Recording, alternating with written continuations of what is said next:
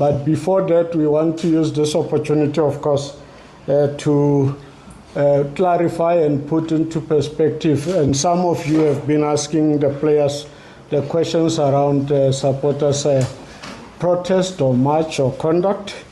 And I just want to come before you, greet you all, and read out our statement as Kaizer Chiefs.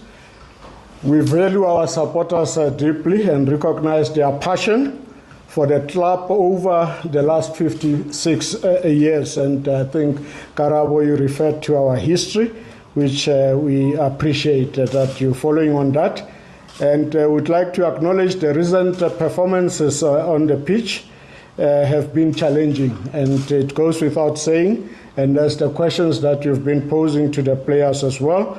And we are, as a collective, working tirelessly to turn the situation around. We are committed to that, and we want to emphasize that. As you are all aware, we had a few people who staged a protest, or you can call it a march, at the village on Saturday. And it was led by one gentleman named Diakanya Ronald Makato, because he isolated himself and he made himself viral, so it is worth mentioning his name. While we respect the right of fans to voice their concerns, we strongly condemn, in no uncertain terms, the actions that followed by the protest organized by Makato, supported by those who accompanied him. And amongst those, we pointed and figured out some of them were intoxicated, which posed a danger, and created some chaos in the proceedings.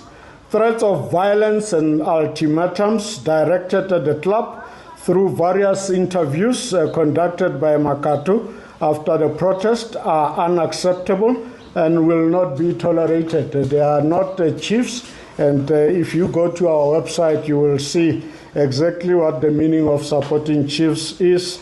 And for many years, we have not been related to threats and violence. While we accept that not all people belong to supporters' branches, we also strongly condemn verbal attacks directed at disciplined Kaizer Chiefs supporters who belong to organized structures or branches recognized by the club. And that doesn't mean we don't recognize other supporters who are not affiliated or do not participate in branches or support the club through social media platforms. Name-calling and threats of violence directed at branch member will also not be tolerated. And we want to state that as well, categorical, that if we encounter such characters, we will have no choice but take matters further. We note with concern that certain untruths have been spread by Makato, which are not contained in the document that he and his compatriots handed to our representatives on Saturday. And we want to, in the name of transparency and honesty, we want to urge our supporters and fans to engage constructively. And that is the way we have been for many years, rather than through misinformation and distraction. And some of you might be wondering what is the misinformation, what the gentleman Makato portrayed and gave interviews on radio as well as on TV is not what he represented when he came to us. So that changes the tune to make him a character and someone who played to a gallery and wanted perhaps to go somewhat viral, because he represented himself as someone who's coming to support the team, who wants to avoid any violence. He made it very clear to us that him and his fellow marchers They were avoiding what could turn ugly. But when he went on radio, that's not what he represented. He gave ultimatums and he threatened violence at the stadium. At the same time, colleagues, glad that we're talking to media live, home bodies in front of me. Media also need to verify some of these things so we report correctly and not give publicity to people who promote violence in our football, let alone in public. It is irresponsible where some of these untruths are spread out through channels that are legit, and some of them are broadcasters of note. So we are at a point where we appeal to our fans to continue supporting the team in a positive and respectful manner.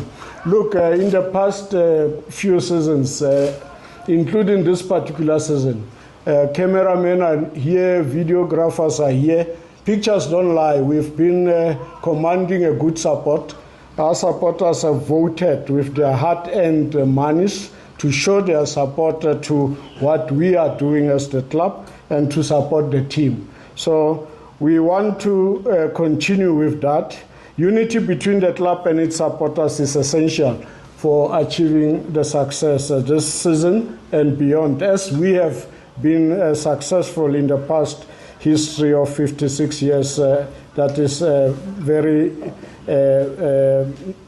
every day mentioned as part of our trophies that we've amassed and other decorations. We call for calm and best behavior at our matches, and that is not negotiable.